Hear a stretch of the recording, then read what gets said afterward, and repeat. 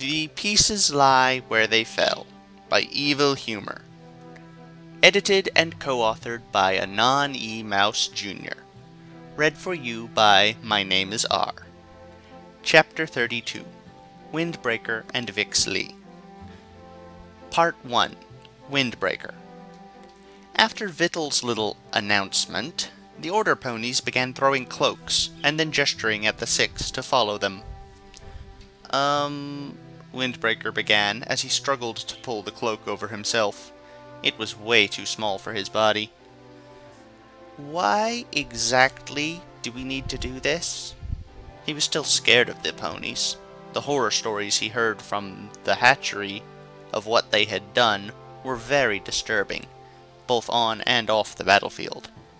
Beyond their complete hatred for changelings, they also made sure that none could get inside their order by never taking off their masks, revealing what they really looked like, or sounded like, or what tribe they were. Windbreaker remembered one story he'd heard, way back when the Order first started up, and had proved themselves to have avoided an infiltration by any changelings. They had assembled in a massive square, and had the guards surround them before randomly killing one of their own until the guards were satisfied, while never making a sound or flinching from seeing the pony next to them killed. Only after who knows how many of the Order ponies were executed, and then examined, did the guards stop. Then the questioning Order demanded that the square be renamed the Proving Field, and the surrounding area in the Crystal Dominance made into their headquarters. According to legend, King Blueblood couldn't agree fast enough before making tracks back to Canterlot. The Order ponies made some of their hoof gestures at Vittel, while they began to look somewhat similar to what he had seen before, Windbreaker had no desire to make them angrier by learning their language by accident. Vittel began to repeat what they were saying under her breath before turning to face them. While they are taking us clear across the countryside, we're still wanted fugitives, and they won't like to... Wait, can you repeat that? Because I think you just said you don't want to have to kill a dozen or so royal guards. Knight took a sharp intake of air. Didn't he have family in the royal guards? The pony in charge of the Order nodded their head. You're crazy if you think you can kill royal guards and get away with it, Knight hissed in anger, and then in pain as he tried to pull the cloak around his body, clearly moving something that was still bandaged up. Paige took a step towards him to help, but Knight shook his head, which was right. From what Windbreaker could tell of Knight, it would be something of a matter of pride to do this himself. Muttering and grumbling, the Bat Pony managed to get the cloak around his body, before letting out a sigh as he looked at his right wing, which was bandaged and slathered with ointment. Again, Windbreaker found himself empathizing with the Sword Pony. Even though he didn't fly that often, being forcibly grounded was something that would send him around the bend. They made a series of gestures at Vittel, whose eyes began to grow wide before she suddenly shouted, Okay, enough! I don't want to have that, or... Knight, please don't ask me to repeat it. Okay? Huh?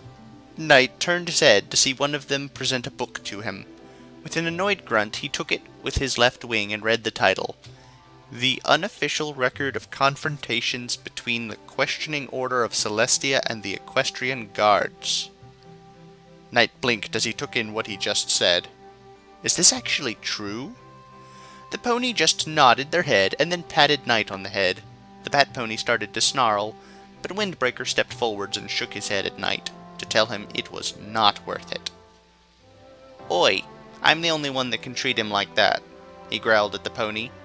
In an instant, he felt the tension in the room growing, only for it to calm again when the leader of the Order ponies grabbed the one who had handed over the book, and created a shield around them, and then, by Windbreaker's best guess, read them the riot act, before dropping the shield again. The Order pony was standing sheepishly, and began to do some hoof gestures before the leader smacked them across the back of the head. The pony then reached for the bottom of their mask and lifted it slightly, enough for their lips to show. "I am sorry." The voice, a middle-aged sounding mare, spoke at night before re-lowering her mask on her face and turning to glare at Paige. What did she have to do? Oh, right. Paige was a changeling and the Order hated them for killing the goddesses. "So, as my associate was inquiring," Rex chimed in, almost drowning in his cloak, growling in frustration as he tried to wear it properly, "where exactly are we headed?" Vittel watched them gesture and began to translate for them. "They're taking us to their headquarters in the Crystal Dominance. It's where they've kept the last element all these years, and..." Her eyes flicked wide for a second, and Windbreaker could see that the leader fumbled for a second. "Another item from the old Canterlot Castle that was destroyed when..." Vittel trailed off a second, looking at Paige. She sighed, shaking her head. "Let me guess. When the changelings attacked and invaded the wedding of the demigoddess Miamora Cadenza and her consort, am I right?" This made the tension in the room even worse, before the leader of the Order signaled at the Six to follow them out of the room and down a long hallway in single file, with Vittel in the front, Knight immediately behind her, and himself behind the Bat Pony. Glancing behind, he saw Rex fall into step behind him, Paige following next, and finally Vix Lee taking up the rear, while a gaggle of the Order ponies took up both ends to keep them herded in. Windbreaker couldn't help but wince as he saw Knight hobble around, the sharp intakes of pain every time he took a step. Knight didn't complain even once, although he seemed to growl at the stairs before he started to climb them. Given his injuries, Windbreaker couldn't blame him, especially given how many they had to climb, by the looks of it, and it was spiraling to the right, which was where most of Knight's injuries were. They finally reached their destination on the roof of the stronghold, after climbing several stories straight upwards, with Windbreaker spreading his wings to take out the air as it flew past him. It wasn't often that he was this high up, and had no building to block the flow of wind. Turning his head, he could see Paige doing the same thing with her wings, and a small smile on her face. With her needing to hide all the time, it must have been a very long time since she last really had a chance to do this, he thought to himself. Knight grunted, and as he had his left wing out, and was trying to do the same with his other wing by instinct, only to remember it was bound up against his side. He glared at his damaged wing, tucked his left wing back in, and tilted his head upwards and gasped. Whoa. Windbreaker turned his head to see a simply massive airship hovering in the air, with a column of mist filled with ever-shifting forms painted on the decorative sails, with a ton of Order ponies bustling underneath it, in complete silence as they loaded stuff on it. "Whoa doesn't even cover it, Knighty," Vix Lee said, with awe in her voice. "This is a customized V2 Zeppelin, with Sumtar having a flair for the old watership style.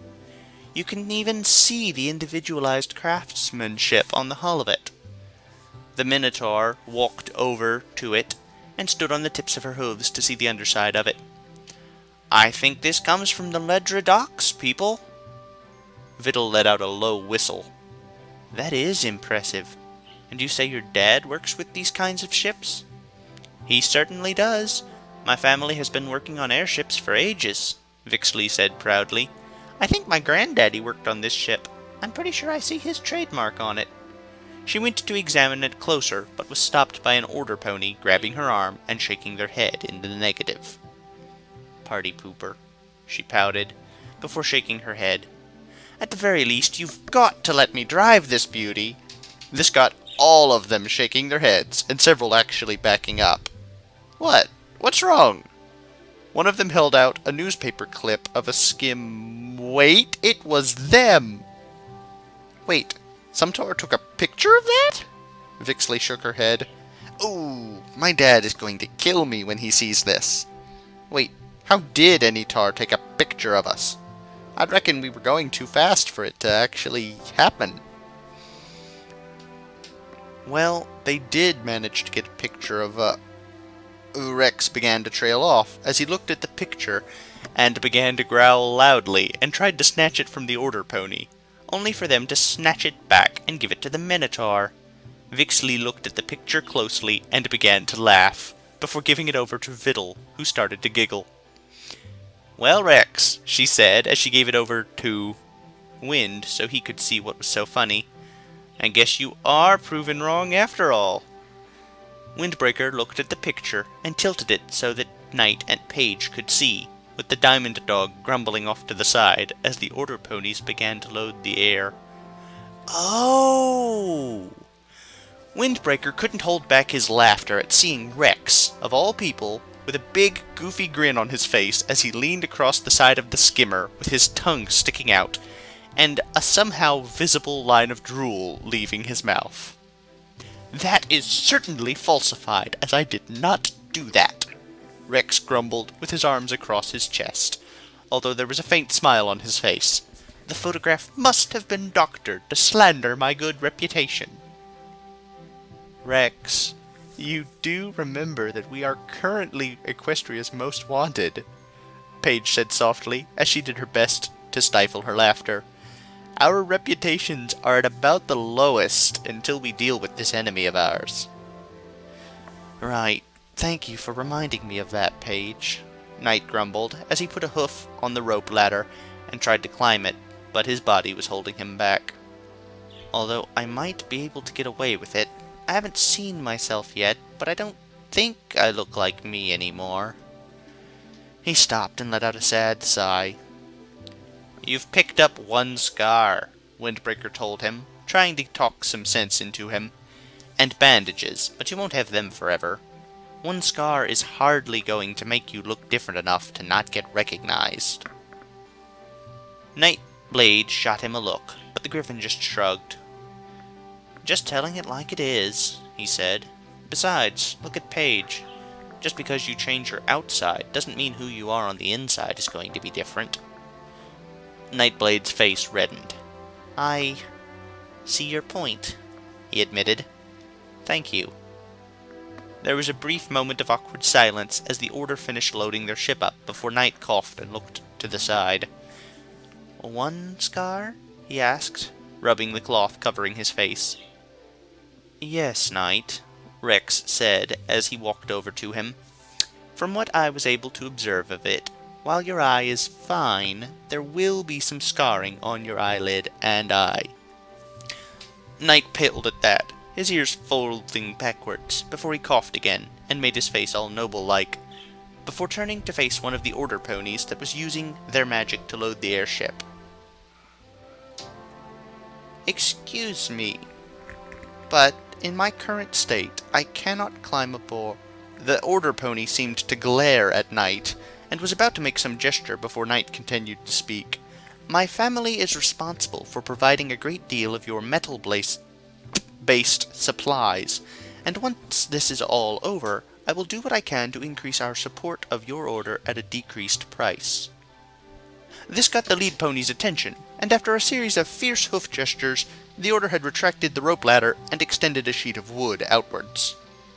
Nicely done, Knighty, Vixley said as she patted him on the back, only to wince as Knight let out a hiss of pain. Oops. Sorry about that, she apologized with a weak giggle. Really didn't mean to hurt you again. I'm fine, he said through clenched teeth, doing his best to steady his legs. Just give me a moment. Okay, you got it, Viddle said, causing Windbreaker to look away from the Bat Pony. Knight, they want you to go to the infirmary to check on your injuries once we're up on that ship. She let out a tiny yowl, reminding Windbreaker of how much she hated how Vixley flew the skimmer. Vixley, they want you to go with him. Part 2. Vixley. No problem, kitty cat. She tipped her head as she began to look at the airship again, aching to explore it, run her hands over the generators that were providing the lift, hear all the engines humming, including the massive turbofan in the center of the airship, climb the masts to see the view from the crow's nest. She smiled at the thought.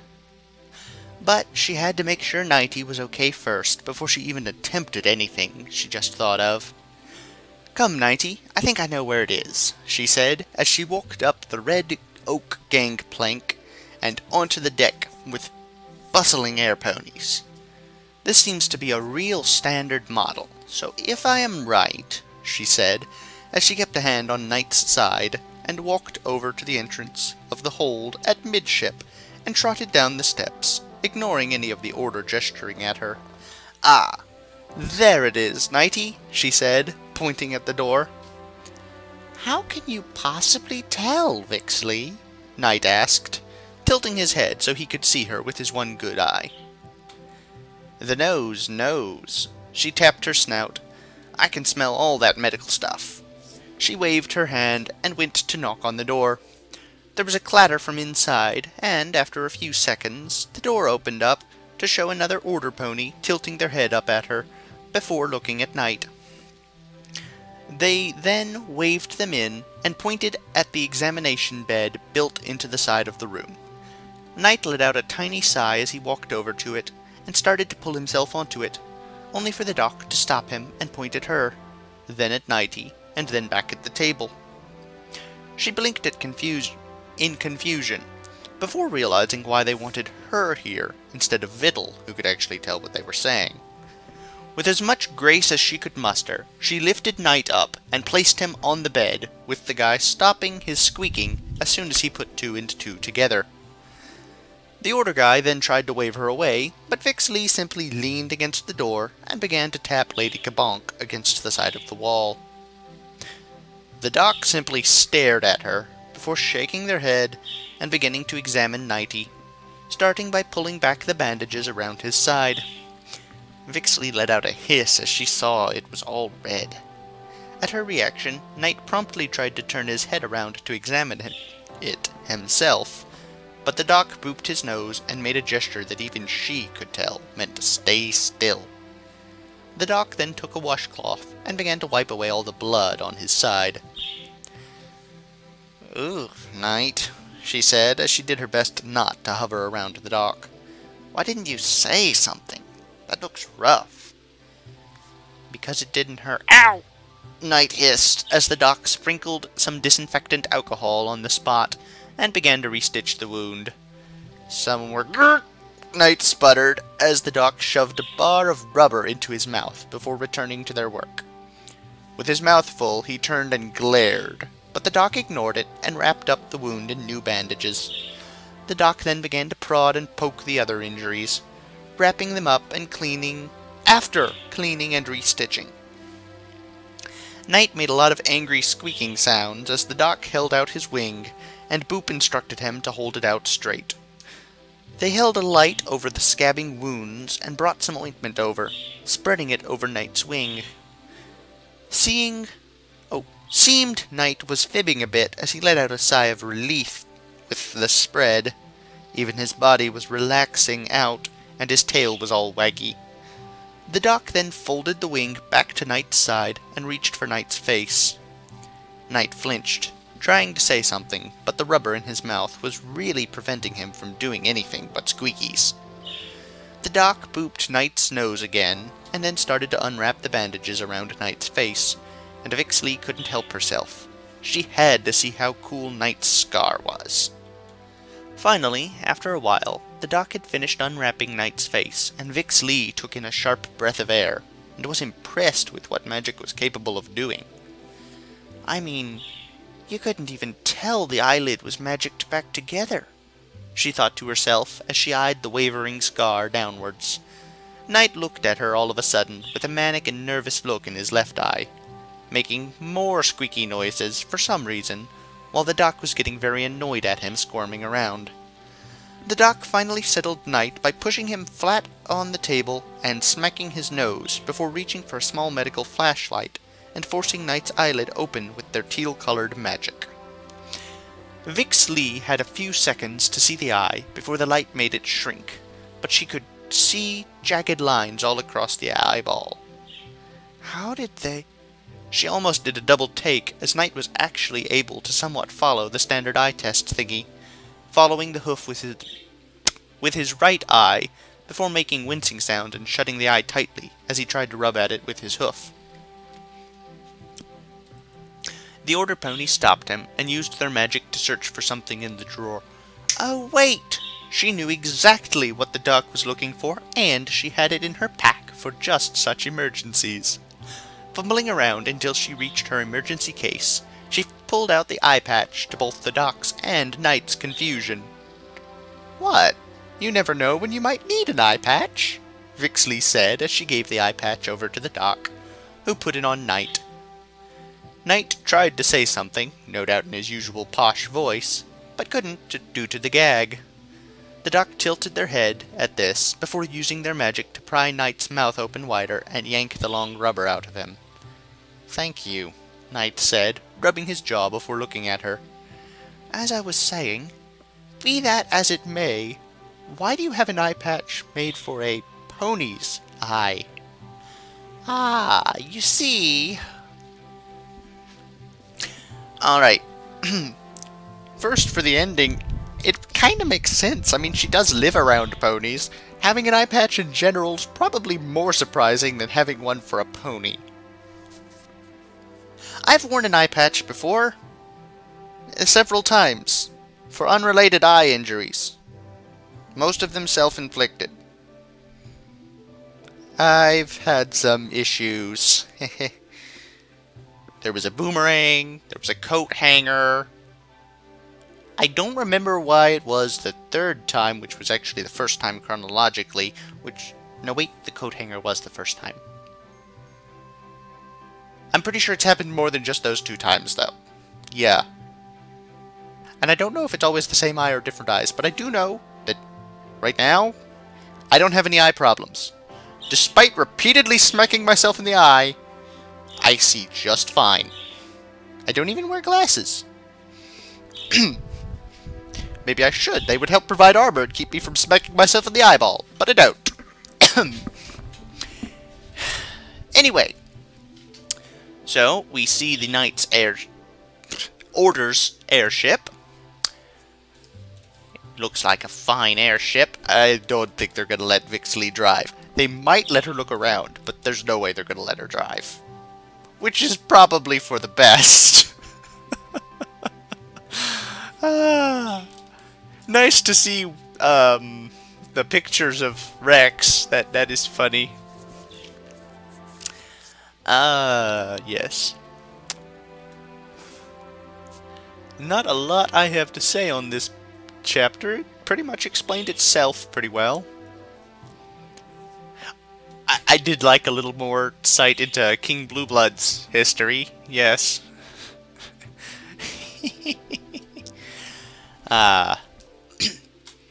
Even in the legends, he'll admit to being afraid of that. Yeah. Not a lot of people wouldn't. The Order does seem very intimidating. Probably on purpose. They seem to aim for that.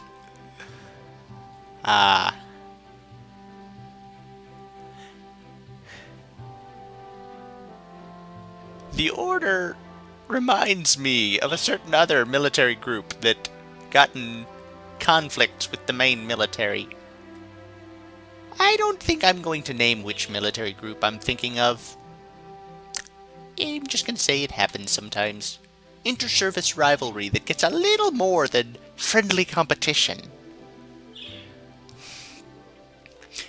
Anyway, I wonder what the others are up to while Knight and Vixley are in the infirmary.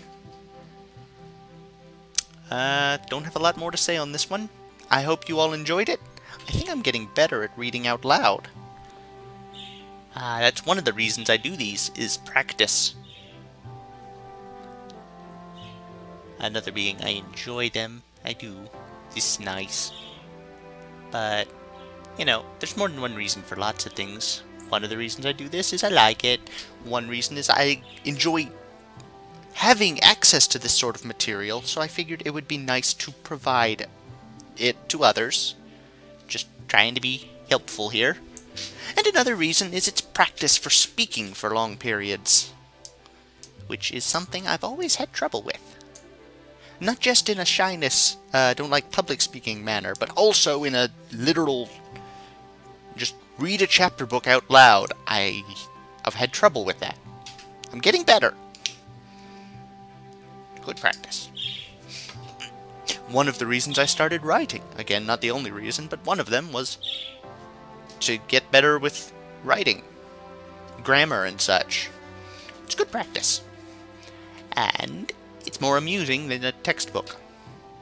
Winning all round. Yay!